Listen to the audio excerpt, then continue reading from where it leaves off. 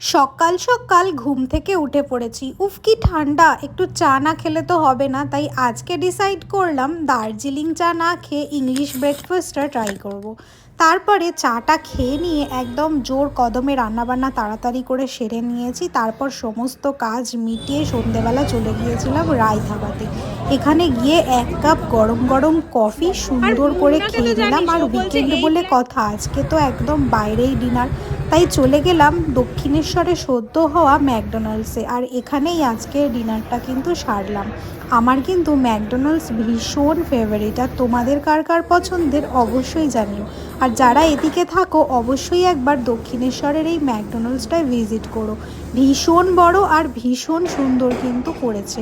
আমার তো খুবই ভালো লেগেছে। তারপরে চটপট আমার পছন্দের burger, French fries, cold drinks সব কিছু খেয়ে নিলাম। আর ভেতরটা এতটা গরম ছিল না, ভেতরের এই গরম ছেড়ে বেরোতেই ভালো লাগছিল না। ভিডিওটা ভালো লাগলে টুক করে একটা সাবস্ক্রাইব করে দিও। টাটা।